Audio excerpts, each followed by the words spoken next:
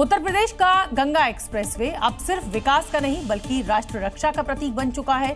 पाकिस्तान से तनाव के बीच एक्सप्रेसवे पर इंडियन एयरफोर्स का अब तक का सबसे बड़ा युद्धाभ्यास हुआ, जहां राफेल, मिराज, जगुआर और सुखोई की लैंडिंग हुई। गंगा एक्सप्रेसवे पर यह सिर्फ ट्रायल भर नहीं है बल्कि पाकिस्तान से तनाव के समय सबसे सुरक्षित रनवे भी बन चुका है, जहां दिन रात आसानी से फाइटर जेट की लैंडिंग हो सकती है, विमानों को टेक ऑफ भी कराया जा सकता है और आतंक परस्त पाकिस्तान को मुंह तोड़ जवाब भी दिया जा सकता है। ये सिर्फ लड़ाकू विमान की लैंडिंग नहीं, ये है नया भारत, नई सोच और नई रणनीति का रोड मैप, जहां एक्सप्रेसवे अब सिर्फ गाड़ियों के लिए नहीं बल्कि राष्ट्र की सुरक्षा का हवाई अड्डा बन चुका है।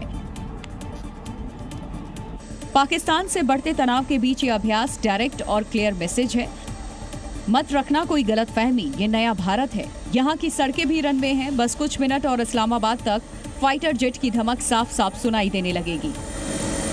क्योंकि शाहजहांपुर से इस्लामाबाद की दूरी करीब 900 किलोमीटर है। गंगा एक्सप्रेसवे से उड़ान भरने के बाद राफेल को इस्लामाबाद पहुंचने में सिर्फ आधे घंटे का वक्त लगेगा।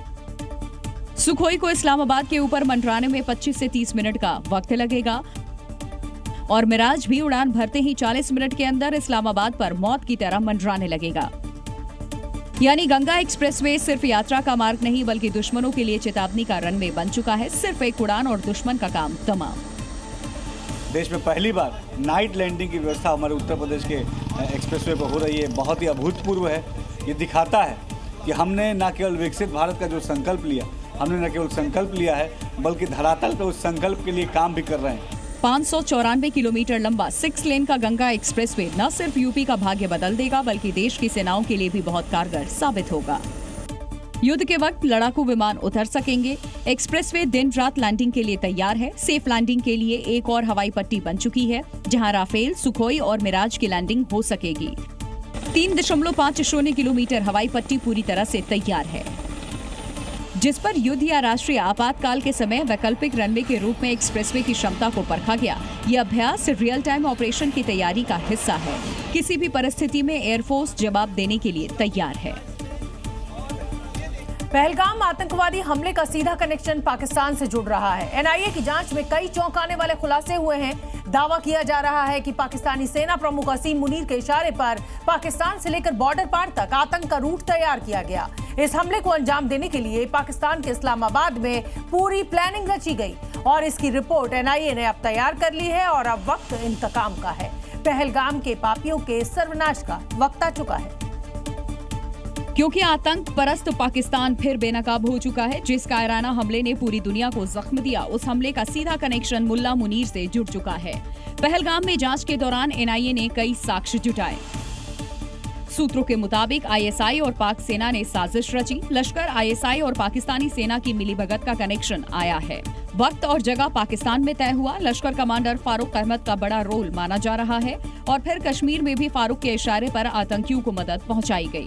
ये पहले ही क्लियर हो चुका था कि पाकिस्तान के इशारे में पहलगाम अटैक को अंजाम दिया गया, जिसकी फाइल केंद्रीय गृह मंत्री की टेबल पर पहुंच चुकी है। ऐसे में आतंकी हमले की जांच के दौरान उन ओवरग्राउंड वर्कर्स को भी गिरफ्तार किया गया है, जिनका कनेक्शन कश्मीर में आतंकियों की मदद पहुंचाने से जुड़ा है। इसमें लश्कर-ए-तैयबा, आईएसआई और पाकिस्तान में बैठे हैंडलर जो है पाकिस्तान की सारी एडमिनिस्ट्रेशन की मिली भगत है और ये मिली भगत के द्वारा इस एक सोची समझी साजिश के तहत इस हमले को अंजाम दिया गया। इस खुलासे के बाद पाकिस्तानी हुक्मरानों की घबराहट बढ़ती जा रही है। भारत कभी भी बदला लेने के लिए हमला कर सकता है, क्योंकि हिंदुस्तान में जो कुछ भी हो रहा है उससे पाकिस्तान की नींद उड़ चुकी है। चाहे तीनों सेना का युद्धाभ्यास हो, सीमा पर सुरक्षा बलों की मुस्तैदी और दिल्ली में चल रही ताबड़तोड़ बैठकें। हैंडलर वही होंगे, पहले भी किया है, आज की बात नहीं है, उड़ी भी इन्होंने किया था। अब देखिए वो जो हुआ यहाँ पे पुलवामा में, वो किसने किया था? एनआईए ने पहलगाम में आतंकी हमले की जांच का एक हिस्सा पूरा कर लिया है। एनआईए आतंकी हमले के दहशतगर्दों तक पहुंचने के लिए कड़ी से कड़ी जोड़ रही है और इस दौरान हाईटेक कम्युनिकेशन सिस्टम और सैटेलाइट फोन जैसे कई चौंकाने वाले खुलासे हुए हैं। पहलगाम के गुनहगारों तक पहुंचने के लिए एनआईए ने अब मोबाइल का डंप डेटा खंगालना शुरू कर दिया है। ये डंप डेटा उन मोबाइल फोन से निकाला गया है जो हमले के समय बैसरन घाटी में सक्रिय थे। आतंकी हमले के वक्त ओवरग्राउंड वर्कर्स ने किसे क्या निर्देश दिए, ये सब डंप डेटा की जांच से सामने आने वाला है। डंप डाटा यानी आतंकी अटैक से पहले, आतंकी अटैक के दौरान और आतंकी अटैक के बाद कौन कौन से नेटवर्क यूज किए जा रहे थे, कौन कौन से कॉल कहां दौड़ रहे थे, इन तमाम कॉल हिस्ट्री को अब जांचेगी एनआईए। एनआईए की जांच में एक और बड़ा खुलासा हुआ। सूत्रों के मुताबिक बैसरन घाटी में बेकसूर पर्यटकों को मौत के घाट उतारने वाले आतंकियों ने एडवांस टेक्नोलॉजी का सहारा लिया और अल्ट्रा स्टेट कम्युनिकेशन सिस्टम का इस्तेमाल किया। इस हाईटेक सिस्टम के 2 सिग्नल पहलगाम इलाके में ट्रेस किए गए हैं। बताया जा रहा है कि आतंकी इसी सिस्टम के जरिए एक दूसरे से संपर्क में थे। ये ऐसा सिस्टम है जिससे बिना सिम के भी कम्युनिकेशन हो सकता है और मैसेज भेजे जा सकते हैं। ये सिस्टम सिग्नल सीमित एरिया में एक्टिव रहते हैं और इनसे लोकेशन ट्रेसिंग को भी मिसलीड किया जा सकता है। एनआईए की जांच साफ इशारा कर रही है कि पहलगाम हमला कोई सामान्य आतंकी वारदात नहीं थी, बल्कि आतंकियों का एक सुनियोजित, तकनीकी रूप से मजबूत और हाईटेक ऑपरेशन था। और अब एनआईए की डंप डेटा जांच से आतंकी नेटवर्क की और कई परतें खुलने वाली हैं। पहलगाम आतंकवादी हमले को लेकर एनआईए की जांच जैसे जैसे आगे बढ़ रही है, हर रोज नए खुलासे हो रहे हैं। बताया जा रहा है कि जांच में एनआईए को ऐसे कई सबूत मिले हैं जो इशारा करते हैं कि बैसरन घाटी में बेगुनाहों के नरसंहार की साजिश लश्कर-ए-तैयबा के टॉप कमांडर फारूक अहमद ने रची थी। और 22 अप्रैल को पर्यटकों के नरसंहार में लश्कर कमांडर फारूक अहमद का साथ दिया आतंकी आदिल शेख ने, जो आतंकियों का गाइड बनकर उन्हें रास्ता दिखा रहा था। कि पहलगाम के बैसरन घाटी में आतंकी अटैक का जो गाइड प्लान है वो आदिल ने तैयार किया था। आदिल आतंकियों को बता रहा था कि कहां से आना है, कहां जाना है और कैसे भागना है। वहीं पीओके में बैठा लश्कर कमांडर फारूक अहमद आतंकियों के लिए टीचर की भूमिका निभा रहा था और आतंकी हमले को पीओके से ही कंट्रोल कर रहा था। आतंकी फारूक को घाटी के जंगलों की पूरी जानकारी थी और उसी ने ही हमले के लिए ओवरग्राउंड वर्करों का नेटवर्क तैयार किया। फारूक अहमद जो लश्कर का शीर्ष कमांडर है, वो यहाँ के चप्पे चप्पे की रास्ते से वाकिफ है। वो यहाँ पर ग्राउंड वर्कर यानी OGW वर्कर मुहैया कराता है। फारूक अहमद लश्कर का वही कमांडर है जिसका घर कुछ दिन पहले कुपवाड़ा में सेना ने ध्वस्त कर दिया था। सुरक्षा बलों को शक है कि पहलगाम में नरसंहार करने वाले आतंकी अभी भी इसी इलाके में छिपे हुए हैं। इसीलिए पूरे इलाके की घेराबंदी कर आतंकियों की तलाश तेज कर दी गई है। पहलगाम आतंकी हमले के बाद देश भर में सुरक्षा एजेंसियां अलर्ट मोड पर हैं। अलग अलग हिस्सों में आतंक के सहयोगियों की तलाश में छापेमारी हो रही है और साथ ही घुसपैठियों के खिलाफ भी एक बड़ा ऑपरेशन चलाया जा रहा है। इसी कड़ी में राजस्थान में खुफिया एजेंसियों को बड़ी कामयाबी हाथ लगी और पाकिस्तानी खुफिया एजेंसी ISI के लिए जासूसी करने वाले पठान खान को गिरफ्तार कर चुकी है। पठान खान जैसलमेर के मोहनगढ़ का रहने वाला है, जो सेना से जुड़ी जानकारियां ISI से साझा करता रहा था। खुलासा भी ये हुआ है कि साल 2013 में पठान खान पाकिस्तान भी गया था और सोशल मीडिया के जरिए रणनीतिक जानकारियां भेज रहा था। तो वहीं दूसरी ओर राजस्थान में घुसपैठियों के खिलाफ सबसे बड़ा ऑपरेशन चल रहा है। राजस्थान के अलग अलग शहरों में घुसपैठियों की पहचान करके उनके खिलाफ कार्रवाई की जा रही है। जयपुर, बीकानेर, जोधपुर समेत राजस्थान के तमाम जिलों में पुलिस बाहरी नागरिकों पर कड़ी नजर रख रही है। अकेले अजमेर में करीब 300 से ज्यादा संदिग्ध पकड़े गए हैं। अजमेर में जब पुलिस की टीम पहुंची तो वहां अवैध घुसपैठियों में भगदड़ मच गई, जिन्हें पुलिस ने पकड़ लिया और इनके दस्तावेजों की जाँच की गयी। पहलगाम आतंकी हमले के बाद पाकिस्तान में खौफ है और इस बीच पाकिस्तान ने एक और प्रोपेगेंडे का वीडियो सोशल मीडिया पर पोस्ट किया है और इस वीडियो में दिखाया गया है कि पाकिस्तान आर्मी चीफ LOC पर तैनात है। इस वीडियो में बम धमाके, गोलीबारी, हेलीकॉप्टर और तोपों से फायरिंग के बीच आर्मी चीफ असीम मुनीर को दिखाया गया है। पाकिस्तानी मीडिया के मुताबिक मुनीर टिल्ला फायरिंग रेंज में सेना का युद्धाभ्यास देखने पहुंचा था। हकीकत यह है कि पाकिस्तान इस समय भारत के हमले को लेकर डरा हुआ है, इसीलिए आसिम मुनीर पिछले कई दिनों से छिपा बैठा था। करीब 7 हफ्ते बाद मुनीर की तस्वीर सामने आई है, जिसमें वो सेना के जवानों के बीच दिखाई दिया। पाकिस्तान के सेना प्रमुख असीम मुनीर को भरोसा हो गया है कि भारत पहलगाम आतंकी हमले का बदला जरूर लेगा, इसलिए पाकिस्तान सेना खौफ की एक्सरसाइज कर रही है। एक तस्वीर में मुनीर सेना के टैंक के ऊपर खड़ा नजर आ रहा है। वहां पर मौजूद सैनिकों को संबोधित करते हुए नजर आ रहा है, जिससे साफ होता है कि मुनीर कितना डरा हुआ है। लेकिन युद्ध अभ्यास की वीडियो फोटो डालकर डराने की कोशिश कर रहा है। ये वीडियो सेना की ओर से ही जारी किया गया है। इसके साथ ही मुनीर के हवाले से एक बयान भी जारी किया गया है, जिसमें मुनीर की ओर से भारत को एक बार फिर गीदड़ भभकी दी गई, जिसमें मुनीर ने भारत की कार्रवाई को जवाब देने की बात कही। लेकिन वीडियो से साफ हो गया है मुनीर के अंदर कितना खौफ है।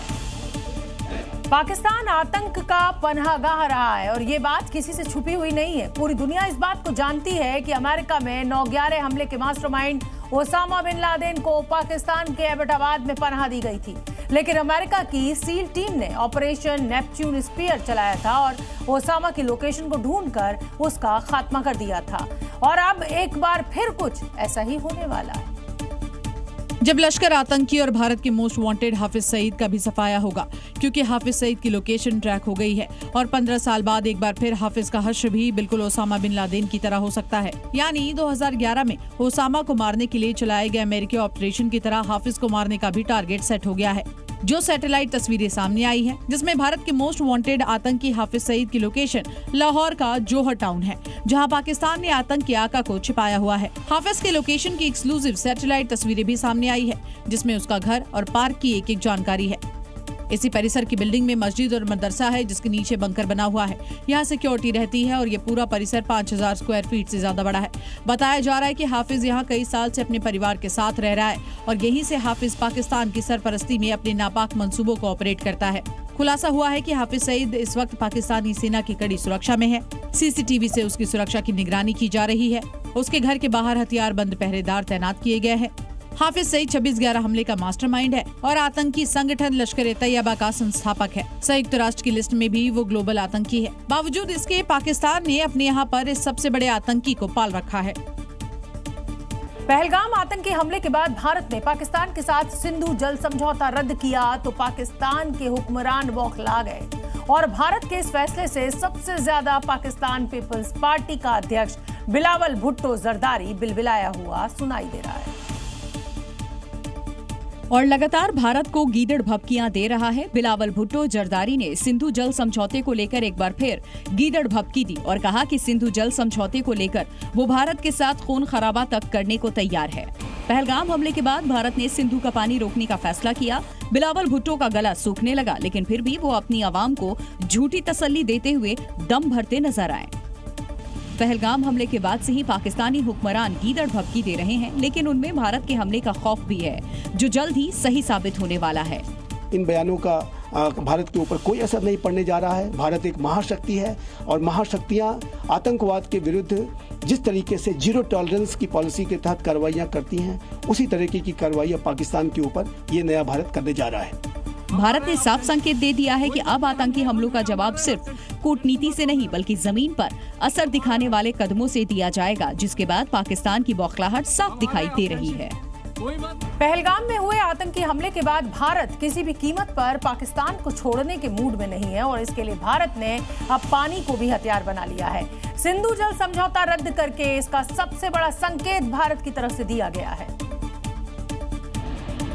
और सिंधु बेसिन की नदियों को लेकर के जानकारी साझा न करने इसका सबसे बड़ा उदाहरण है। यानी अगर भारत चिनाब, झेलम और रावी नदियों के बढ़े जलस्तर की जानकारी साझा नहीं करेगा तो पाकिस्तान को बाढ़ की जानकारी ही नहीं मिल पाएगी। और जिस तरह से बारिश की वजह से जम्मू कश्मीर की नदियों में बाढ़ आई है, उससे पाकिस्तान के कई इलाकों में बाढ़ का खतरा बन गया है। भारी बारिश के चलते चिनाब नदी का जलस्तर बढ़ गया है, जिसकी वजह से सलाल डैम के गेट खोल दिए गए। एहतियात के तौर पर राफ्टिंग समेत कई वाटर स्पोर्ट्स को भी रोक दिया गया है, लेकिन पाकिस्तान को जानकारी न मिलने से इसे पाकिस्तान पर वाटर अटैक की तरह माना जा रहा है। तो वहीं दूसरी ओर जम्मू और अखनूर इलाके में भी चिनाब नदी का जलस्तर काफी बढ़ गया है। पिछले दिनों 20 फीट पर बहने वाली नदी का जलस्तर 27 फीट तक पहुंच गया है, जबकि चिनाब नदी का डेंजर लेवल 32 फीट है। और अगर ऐसे ही बारिश होती रही तो चिनाब नदी खतरे के निशान को पार कर जाएगी। दरअसल भारत ने सिंध जल समझौता रद्द करके पाकिस्तान पर बड़ा वाटर अटैक किया है और इस पानी को रोकने के लिए तमाम इंतजाम भी किए जा रहे हैं। कुछ दिन पहले झेलम नदी का पानी छोड़ने की वजह से पाकिस्तान के कई इलाकों में पानी भर जाने के वीडियो भी सामने आए थे।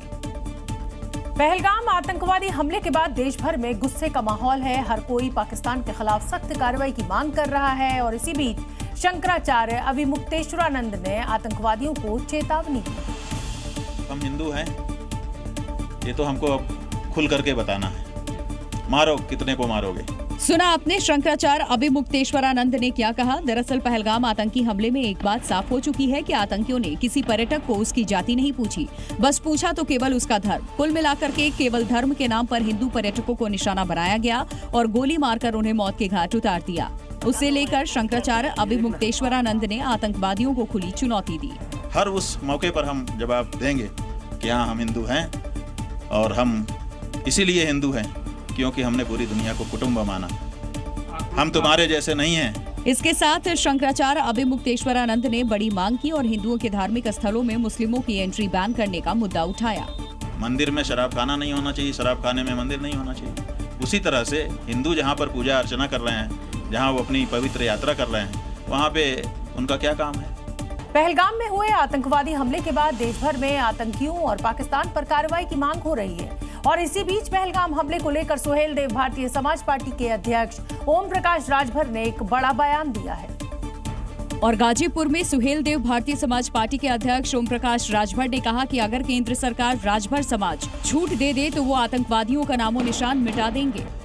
हम तो भारत सरकार से यही कह रहे हैं कि हमारी जाति को हथियार खाली दे दीजिए, तो जितने आतंकवादी पाकिस्तान में घुस करके पता लगा के मारेंगे, एक भी आतंकवादी बचेगा नहीं कि पूरे पाकिस्तान से आतंकवादियों का सफाया हो जाएगा। अपनी जाति की तारीफ करते हुए ओपी राजभर यही नहीं रुके। उन्होंने राजभर समुदाय को लड़ाकू कौम बताया जिन्होंने मुगलों और अंग्रेजों से लड़ाई में बढ़ चढ़कर हिस्सा लिया था। तो मुगलों के साथ मजबूती से लड़ा और उनको यहाँ से परास्त किया। अंग्रेजों से मजबूती से लड़ा, जिसकी वजह से अंग्रेजों ने राजभर जाति को क्रिमिनल कास्ट कहा। संविधान में भी 1962 तक हम क्रिमिनल कास्ट थे, मतलब जन्मजात लड़ाकू जाति। ओपी राजभर ने कहा कि पहलगाम आतंकी हमले को लेकर सरकार बेहद गंभीर है और आतंकिस्तान पर एक्शन तैयार है। पहलगाम आतंकवादी हमले के बाद पुणे के कई गांवों में तनाव बढ़ गया है। यहां कई ग्राम पंचायतों ने एक प्रस्ताव पारित किया है जिसमें यहां की मस्जिदों में बाहरी मुसलमानों की एंट्री पर अब रोक लगा दी गई है। इसके लिए ग्राम पंचायतों में बैनर पोस्टर चस्पा किए गए जिसमें साफ साफ लिखा गया है कि स्थानीय मुस्लिमों के अलावा बाहर से आने वाले मुस्लिमों को मस्जिद में नहीं आने दिया जाएगा। इस फैसले को लागू करने के लिए सार्वजनिक बैनर प्रमुख क्षेत्रों में लगाए गए हैं जिसमें लिखा गया है कि लोगों की बढ़ती भीड़ के कारण कानून और व्यवस्था के संभावित खतरे को देखते हुए निवासियों को गांव की मस्जिदों में नमाज अदा करने की अनुमति है। इस फैसले के बाद इससे स्थानीय मुस्लिम समुदाय में डर और तनाव का माहौल बन गया है। मुस्लिमों का कहना है कि पहलगाम हमले के बाद डर और ज्यादा बढ़ गया है। पुलिस का कहना है कि इस फैसले को लेकर अभी तक किसी भी मुस्लिम व्यक्ति से इसे लेकर कोई औपचारिक शिकायत नहीं की है। ये प्रस्ताव गांव वालों ने सामूहिक रूप से और सभी धार्मिक समुदायों की सहमति से पारित किया है। उत्तराखंड में श्री केदारनाथ धाम के कपाट श्रद्धालुओं के लिए आज खोल दिए गए हैं। पहलगाम आतंकवादी हमले के बाद इस बार केदारनाथ में उत्तराखंड पुलिस के साथ साथ एटीएस की टीमें भी तैनात की गई हैं। यात्रियों की सुरक्षा के पुख्ता इंतजाम है यहाँ पर। जैसे ही सुबह 7 बजे बाबा केदार के पट खुले तो पूरी केदार घाटी हर हर महादेव के जयकारों से गूंज उठी।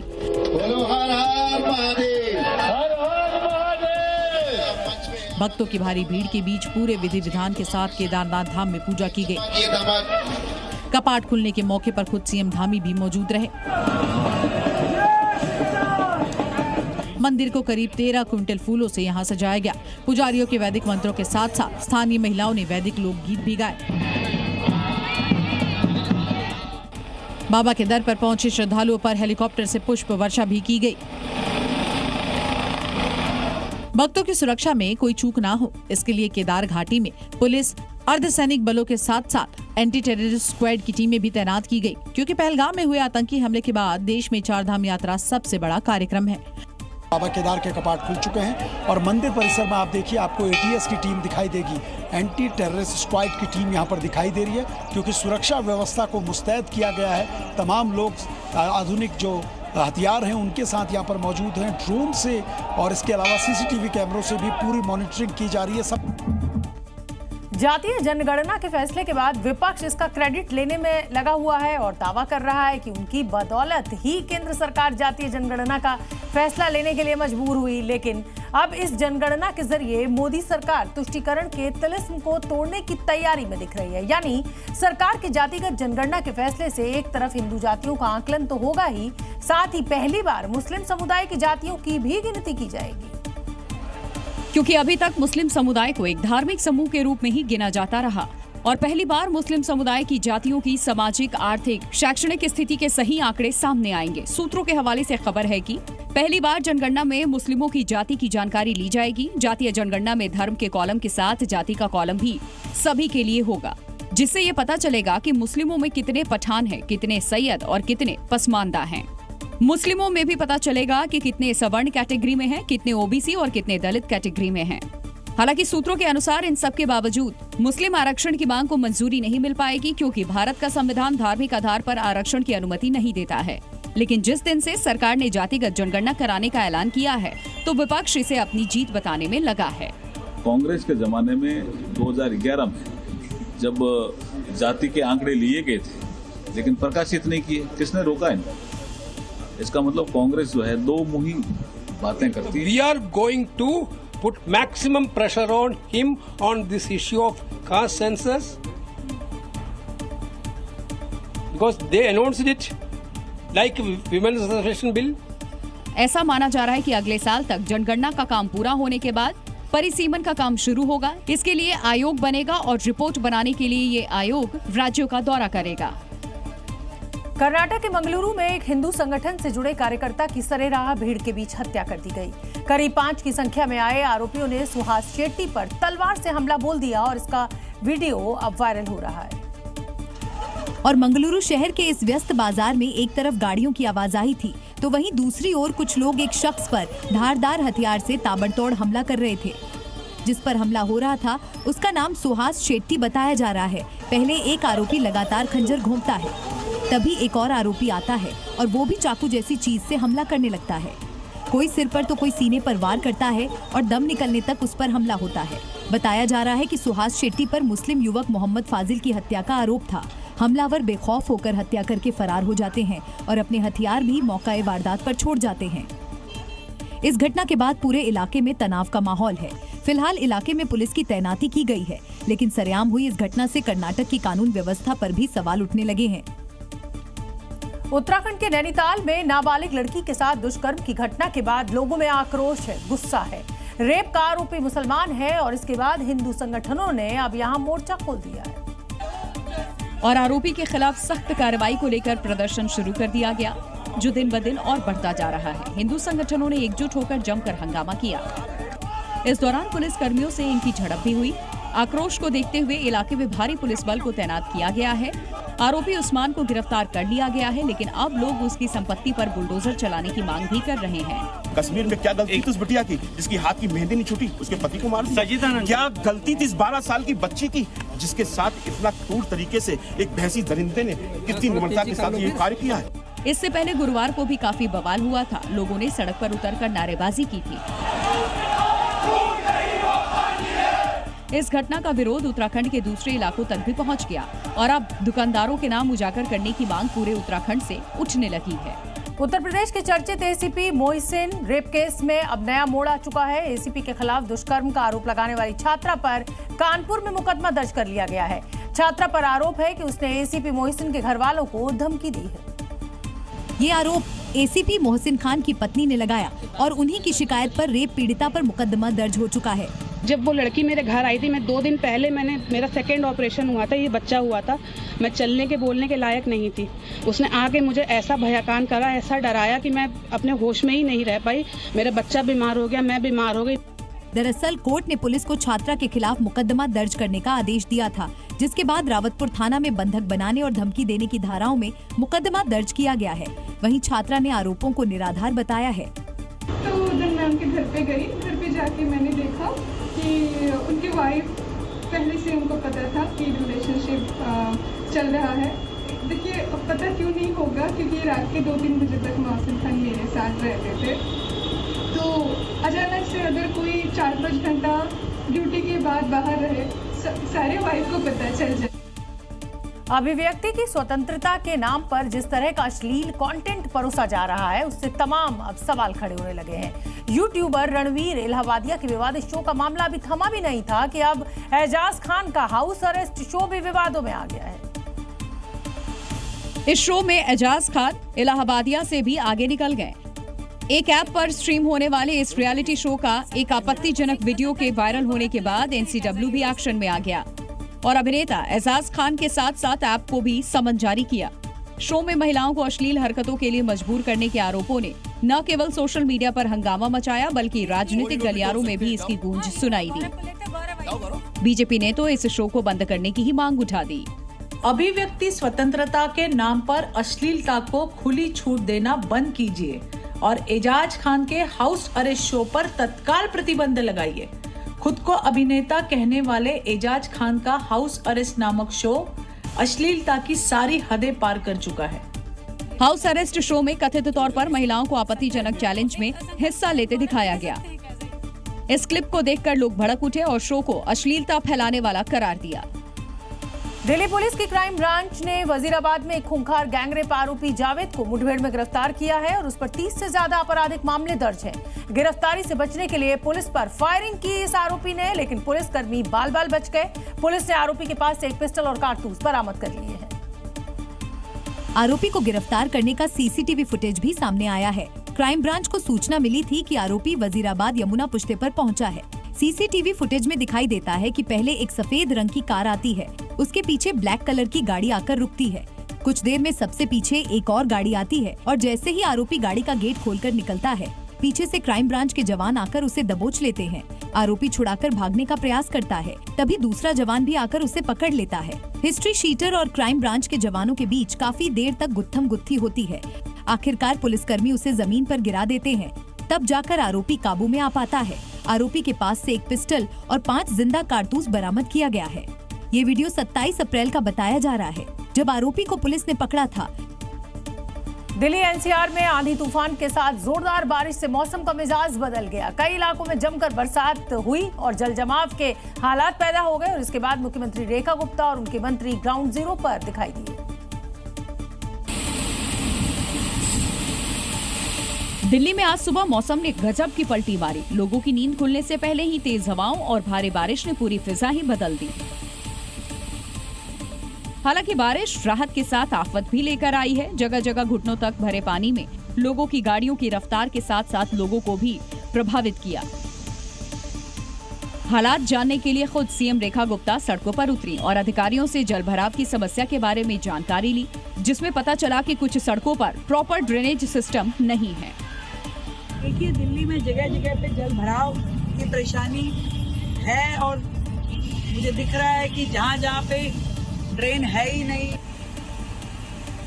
मौसम से बिगड़ी स्थिति का जायजा लेने खुद दिल्ली के मंत्री परवेश वर्मा सड़क पर उतर आए। घर के सादे कपड़ों में उन्हें जगह जगह जल जमाव का जायजा लेते देखा गया।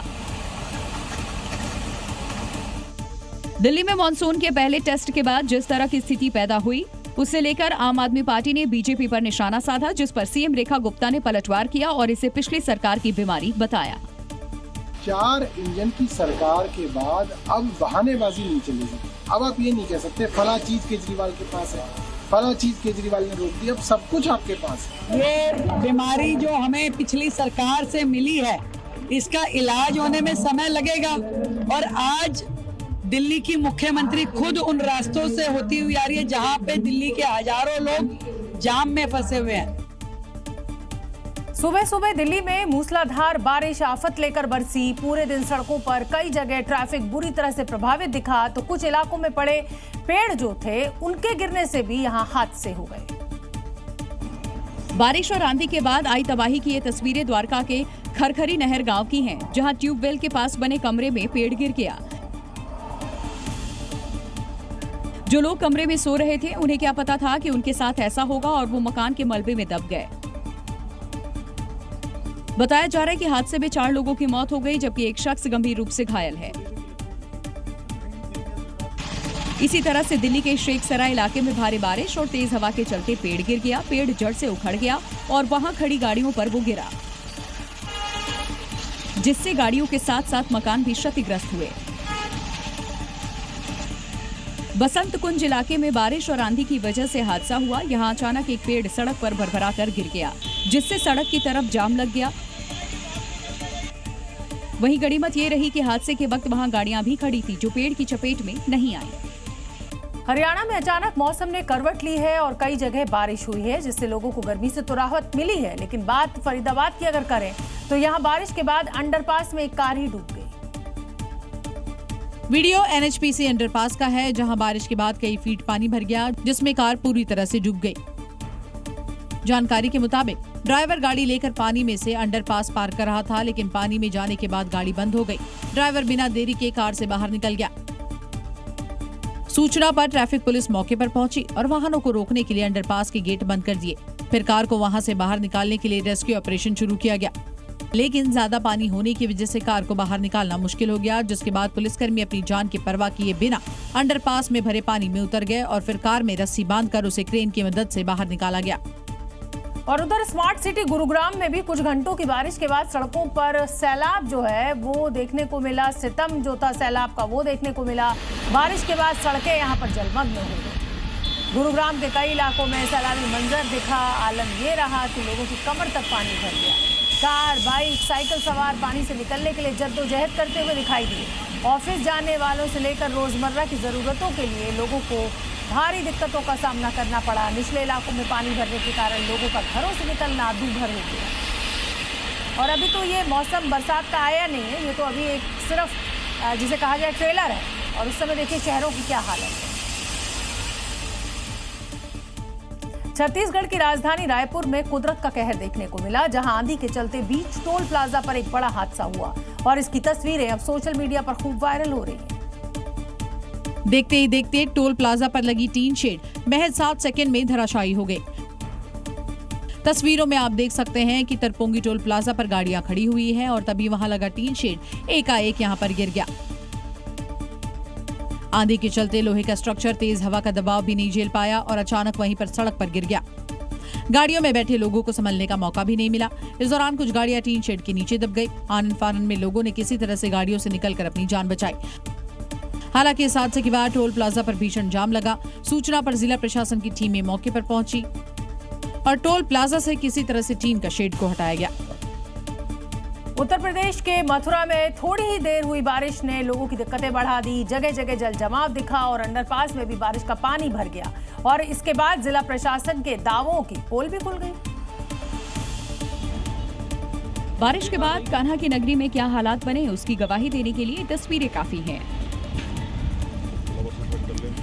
अंडरपास में बारिश का पानी भर गया और रोडवेज की बस वहां फंस गई। जहां तक आपकी नजर जाएगी वहां बस आपको जलभराव की स्थिति दिखाई देगी।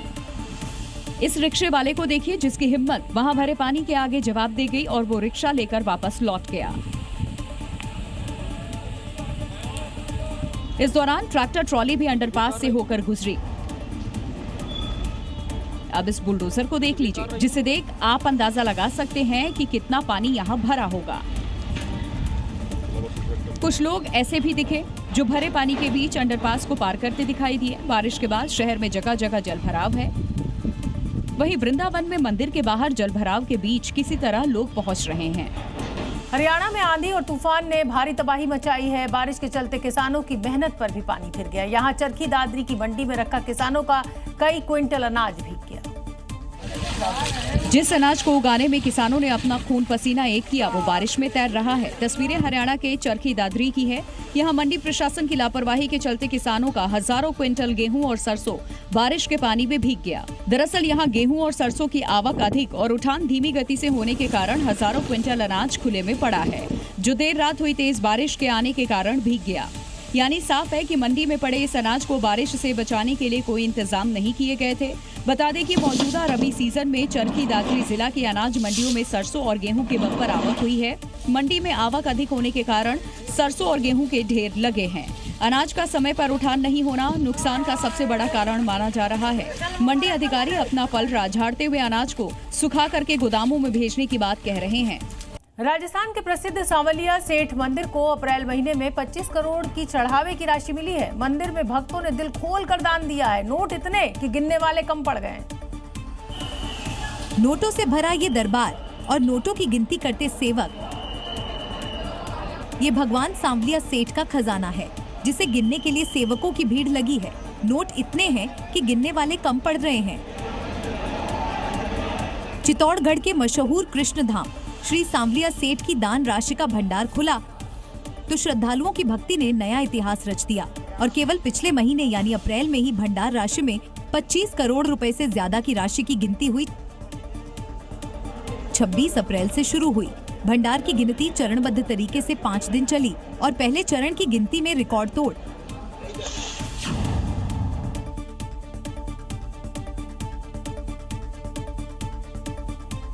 बिहार के सहरसा में बेरोजगार युवाओं के लिए रनवे टेस्ट सेंटर बन चुका है। यहाँ प्लेन उड़ान नहीं भरता, बल्कि स्टूडेंट्स पेन और पेपर लेकर बिहार पुलिस, दारोगा, आर्मी और रेलवे एग्जाम की तैयारी कर रहे हैं। क्योंकि जहां उड़ानों को मिलती है ऊंचाई, वहीं अब एग्जामिनेशन का सेंटर बन चुका है। दिखने में तो ये रनवे है, लेकिन अब ये नए जमाने का एग्जाम वे बन चुका है। न कोई हॉल, न कोई क्लास, खुले आसमान तले ज्ञान का प्रसाद बट रहा है।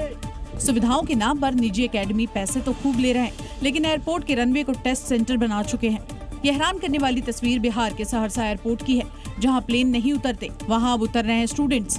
पेन और पेपर लेकर एयरपोर्ट पर ना तो टिकट लग रहे हैं, ना ही चेक इन करना है, लेकिन सवाल जरूर चेक हो रहे हैं। रनवे पर लाइन लगाकर टेस्ट दे रहे ये बच्चे बिहार पुलिस, दारोगा, आर्मी और रेलवे की तैयारी करते हैं, जो निजी एकेडमी में कॉम्पिटिटिव एग्जाम में भाग लेते हैं, लेकिन सुविधा के नाम पर इन्हें खुले आसमान तले टेस्ट देना पड़ रहा है। मध्य प्रदेश के भिंड में बीजेपी विधायक का दबंग अंदाज देखने को मिला। लाठी डंडों से लैस कुछ बदमाश एक युवक को पीटने जा रहे थे और जैसे ही विधायक साहब ने राइफल निकाली तो बदमाश तो भाग खड़े हुए, रफूचक्कर हो गए। ये दो तस्वीरें देखिए। पहली तस्वीर में सड़क पर एक लाल रंग की कार खड़ी नजर आ रही है, जिसमें बाहर लाठी डंडे लेकर कुछ बदमाश खड़े हैं, और दूसरी तस्वीर बीजेपी विधायक अमरीश गुड्डू की, जिनकी राइफल देखते ही बदमाश मौके से फरार हो गए। दरअसल युवराज सिंह राजावत नाम का युवक लोगों से पैसे लेकर शेयर मार्केट और प्रॉपर्टी में इन्वेस्ट करता था, लेकिन नुकसान होने के चलते वो लोगों का पैसा नहीं लौटा पाया, जिसके बाद कुछ युवक उसे ढूंढते हुए पहुंच गए और जब युवराज का पता चला तो कुछ लोग उसे पीटने के मकसद से यहां पहुंच गए। बदमाशों के हाथों में लाठी डंडे भी दिखाई दे रहे थे। मानने के लिए आए जल्दी पुलिस को फोन कर देना, जल्दी करो फोन। इसी दौरान लहार से बीजेपी के विधायक अमरीश गुड्डू वहां से गुजर रहे थे। बदमाशों को देख वो गाड़ी से अपनी राइफल निकालते हैं और बदमाशों की ओर बढ़ते हैं। इसके बाद बदमाश कार में बैठकर मौके से भाग जाते हैं। विधायक का ये वीडियो अब सोशल मीडिया पर जमकर वायरल हो रहा है। गुजरात के अहमदाबाद में आग का तांडव देखने को मिला। यहाँ एक केमिकल फैक्ट्री में अचानक भीषण आग लग गई और इस आग में फैक्ट्री में रखा लाखों का केमिकल जलकर राख हो गया। और इस आग की हाहाकारी तस्वीरें भी सामने आई हैं। आग भयंकर लपटों के साथ धुएं का काला गुब्बार भी आसमान में उड़ता दिखाई दिया। आग लगने की सूचना के बाद फैक्ट्री के अंदर अफरा तफरी मच गई। अंदर मौजूद कर्मचारियों ने बड़ी मुश्किल से भाग करके अपनी जान बचाई। धीरे धीरे भड़की और फैक्ट्री के अंदर रखे केमिकल की वजह से आग ने कुछ ही मिनटों में भयंकर रूप ले लिया। फैक्ट्री के अंदर से आग की लपटों के साथ धुएं का काला गुब्बार भी उड़ता नजर आया। आग इतनी भीषण थी कि कई किलोमीटर दूर से भी धुएं का काला गुब्बार नजर आया। सूचना के बाद मौके पर पहुंची दमकल की कई गाड़ियों ने कड़ी मशक्कत के बाद आग पर काबू पाया। आग किस वजह से लगी इसका पता लगाया जा रहा है। आग में लाखों का केमिकल जलने की आशंका जताई जा रही है। अचानक हार्ट अटैक से आने से मौत की जो घटनाएं हैं वो लगातार बढ़ती जा रही हैं और कुछ ऐसा ही एक मामला राजस्थान के अजमेर से सामने आया है, जहां भगवान की पूजा करते समय एक शख्स को दिल का दौरा पड़ गया और वो शख्स वहीं मंदिर में जमीन पर गिर पड़ा और उनकी मौत हो गई। दरअसल आशागंज इलाके में रहने वाला ये शख्स झूलेलाल मंदिर में पूजा करने के लिए गया था, लेकिन उसे क्या मालूम था कि वो भगवान की पूजा भी नहीं कर पाएगा और सीधा उनके ही पास चला जाएगा। घटना का जो वीडियो सामने आया उसमें दिखाई दिया कि शख्स मंदिर में पूजा कर रहा था, लेकिन अचानक उसे हार्ट अटैक आया।